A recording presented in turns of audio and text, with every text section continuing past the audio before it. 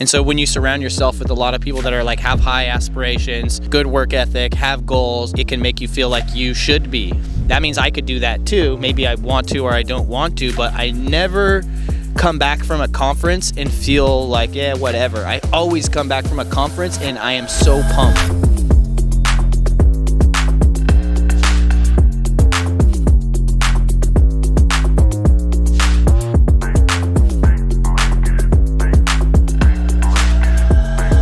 What's up, guys? I'm joined here with Reezy Resales, who sold over 10 million on Amazon FBA's YouTube channel is approaching 500,000 in subscribers. He's an OG in the Amazon FBA teaching space. And I have a question for you. Is it worth it to go to Miami Sellers Conference? It's totally worth it. It's totally worth it. Also realized right now my feet can't even reach the ground. And kind of feel like a kindergartner right now. But Miami Seller Conference, that's like college. That's not kindergarten. That's college. No, for real though, it was really good. I'm really proud of you, man. Like how the event has grown over the years and the value that you're providing.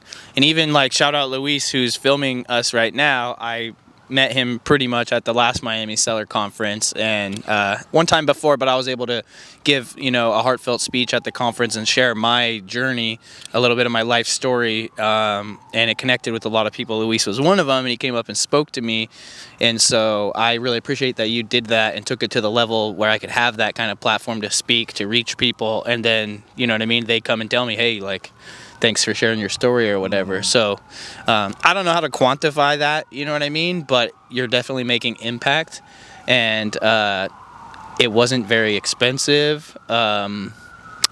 Everything was good, to be honest. Like the people were great. It wasn't so big to where like it felt disconnected. Yeah. I feel like I probably was in one conversation with everybody that was there, or at least like at a table with people who were having a conversation. You know what I mean? Like I made eye contact with everybody there at least once and probably shook at least half of their hands. And so I think a lot of connections were made. And obviously a lot of knowledge was shared. I have like 10 different things I took notes on myself that are like $1,000, tips, so pretty cool. I definitely met some cool people. Yeah, a big reason why I started throwing the conference was because the conference you were part of, which I thought you were throwing back in the day, it was called Turn the Page Conference in Los Angeles, and it was thrown by actually Travis with Acceleralist, and Caleb helped out with it. And I remember my mind was blown when I walked in the room and met Caleb Roth and Reezy and just realized, hey, these are real people. Not only like are they posting YouTube videos, but they're living the life. And then there's like a handful of people below them. Like there was some girl, Heidi, that went to MIT, that flew across the country to Los Angeles to learn how to sell books on Amazon. She was already doing like $350,000 in sales. And then I met Karan, who's still in business today. Shout out Karan. Yeah, he was 19, I think, at the time. And he was doing Nike shoe sales. And now he's running a bulk book business. And I think he's turning a pretty big profit this year. I know he had a rough year last year. But I have respect for people who've been in business for like 5+ years. Like that means you've made it, in my opinion. But I guess my point is like that conference for $200, which was a ton of money for me back then, absolutely changed my life. And I paid to go to 2 or 3 more of them. And then Caleb's invited me to speak at a few of them.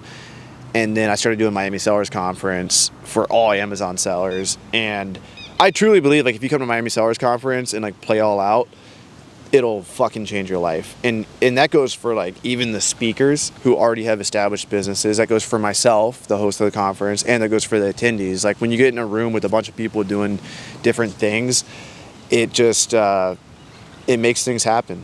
There's a saying, fuck around, find out.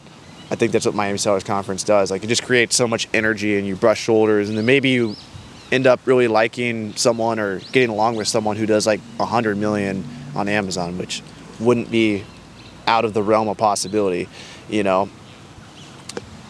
I think also too, just being around people that are like you or that are like how you want to be is very valuable, because we're all like the average of the people that are around us, or I think, what do they say, like you're the average of the lowest around you or whatever, something like that. Yeah. And so when you surround yourself with a lot of people that are like have high aspirations, good work ethic, have goals, and are achieving them, it can, if you're not, it can make you feel like you should be or you should do better. Like, I don't know about you, but I'm very competitive, and so I see other people doing well, and it's not necessarily jealousy, but it's just like it's affirmation, and I go, oh wow, that person can do that.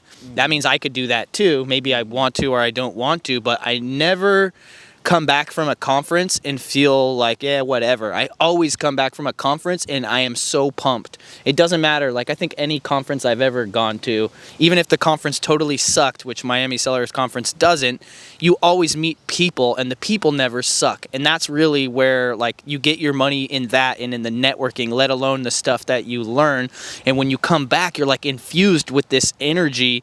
And I honestly think that if I could go to one conference a month, I would be a better entrepreneur and even probably like a better father and a better husband, because when you leave and then you know, absence makes the heart grow fonder or whatever, you know what I mean? Like, yes. I don't know. I just feel like shaking your day-to-day up and then putting you around a bunch of people that are like trying to do good shit, like literally trying to go Super Saiyan, and then putting you back into your thing, it kind of makes real life feel easier in a way. I don't know. It's like a cheat. You know what I mean? Yeah, definitely like changes your mindset. And I'm trying to think of which example to use here. Caleb actually told me this one. So they found out if you took fleas and you put like a barrier over top the fleas and only let them jump up to the barrier, you know what I mean? Like a half dome, like let's just say 4 inches. I think that was an experiment. The fleas would only jump 4 inches, obviously, because they can't jump higher than 4 inches. Right. But if you took the barrier away, then they would still, I think they would only jump 4 inches. But what they did was they bred them for the next generation. And so once you remove the lid, they only are jumping 4 inches, because that's how they got perfect at jumping right to the barrier, right before the barrier. So even when you remove the barrier, they just wouldn't jump higher. And then when those fleas had kids, those fleas would only jump 4 inches too, even though there was no barrier at all.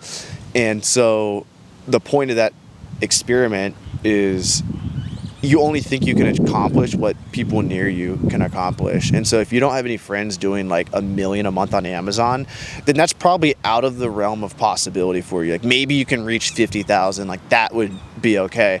But the moment you see some fucking idiot selling like $1 million or $500,000 a month on Amazon, and you realize like their IQ is like lower than yours, that's when you're like, okay, all right, what the fuck am I? I'm just lazy. It's extremely motivating. It's like when I see Avery with a really attractive woman, I'm like, how did he get, like, what? Like, if Avery could get that, like, I'm about to just take that girl.